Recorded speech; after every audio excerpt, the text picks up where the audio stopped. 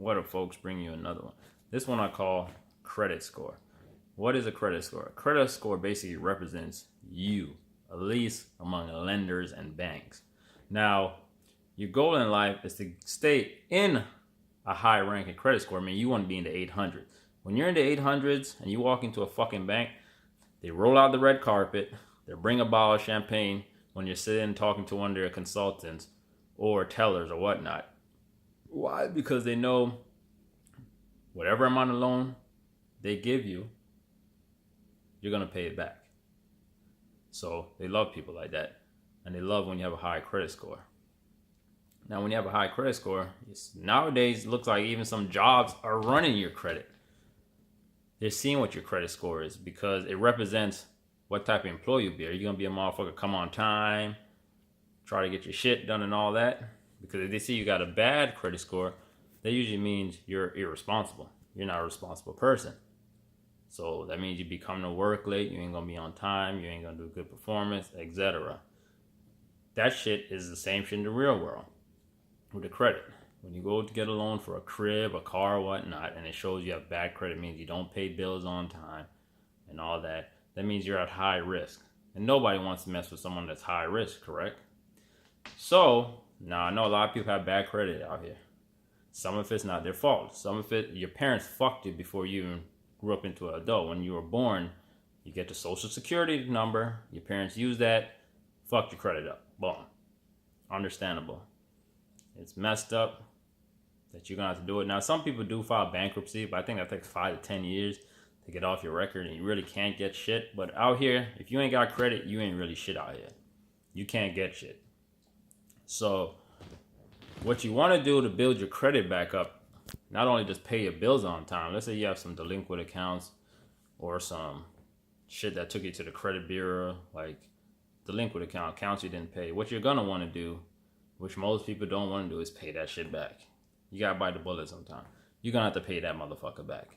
So they call this the snowball effect. So basically what the snowball effect is, if I'm not mistaken, is you start paying your smallest loan. So let's say you have what I never recommend is getting those credit cards at like Target, Best Buy, and all that fuck shit. They have the highest interest rate, Home Depot and all that. If you got the cash and you just open it so you get that, they usually give you like a 5 or 10% off. If you got the cash, that's how I do sometimes. I'll just buy it, get the discounts, pay that shit off I don't even use it after that. I just let it sit, cancel itself. But those are the worst freaking credit cards to get because they have the highest freaking APR rate, which is basically the rate that you have to pay back on the loan, the interest that the credit card is charging you. Sometimes it goes 26, it goes ridiculous. Some have fixed rates, some don't. But what you're gonna want to do is, back to the snowball effect, is pay your lowest credit card. So if you have one of those Best Buy, Home Depot, etc. credit cards, what you're gonna want to do is start paying that off. Let's say you owe $130. So you start paying that off. Let's say your monthly payment there is like $20-something. It probably won't be that high. It'll probably be like $10, some craziness. So you start paying to $10 there. Then once you finish paying that off, you go to the next biggest loan. Let's say you own something that's $500. Now that $20-something you were paying, remember, you never want to just pay the regular amount. If you're only paying $10, you're going to be in debt forever because that's how they get you, because you just really pay most of the interest. That's why owning a home is one of the biggest fucking Ponzi scheme there is. And I own one, but I know the deal. But if your payment is $10 a month, you probably want to put $20 a month. If you can't put $20 a month, if your payment is $10 a month, put $15 a month. That little bit a month is going to knock down the principal, and that's the main one you want to get is the principal. You want to knock the principal out. Fuck the interest. Kill the interest as fast as you want. The only way to kill the interest is by adding more money to the principal to knock down the loan faster. That means the more money going to your principal, which is the main amount of money you owe, that means less interest you pay to the lender or the bank. So that's what you want. And then when you do pay more on the principal, that means your monthly payment, if let's say the $10, for example, let's say you got $7 freaking going to the freaking to the loan, and you got the $4 going to the principal, which is the main amount. You see how long it's going to take you to pay that shit off? That's why you want to put more money on the principal. So you want to do that snowball. So once you finish paying that off and you started paying $15 a month, now you go after the next loan that's $500. So that's when you want to freaking start adding another $5. So let's say you're paying $20 extra on that loan for the $500. Let's say your loan then is like $15, so you probably want to pay an extra $10. So you'd be paying $25. So now you're paying $25 on that $500 loan. And then that's how you do. You gradually pay out the smaller loans till you work your way up to the bigger loan. Most people think you want to knock out the bigger loans and work on the smaller loans. But when you knock out the bigger loans, that means you have less money. That's where you want to go on the smaller loans and work your way up.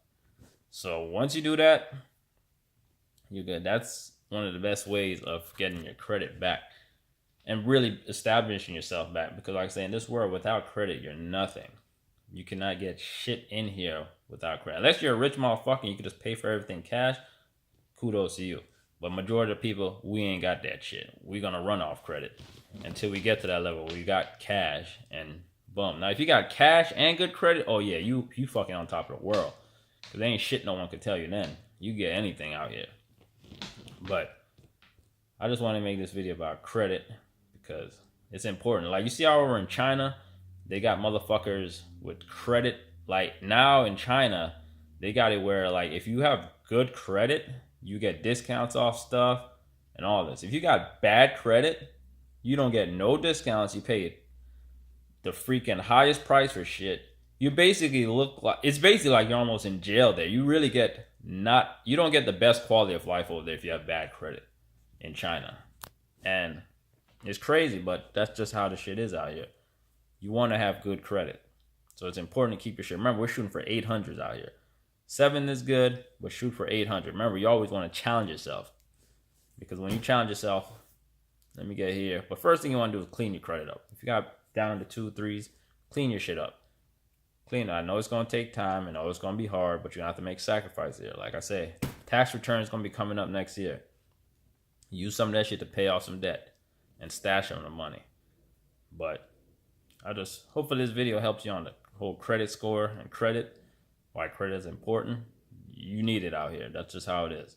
But guess what? It's Saturday. You gotta go hit the scene. I'ma holler at y'all. Keep pushing through the bullshit out here. Peace.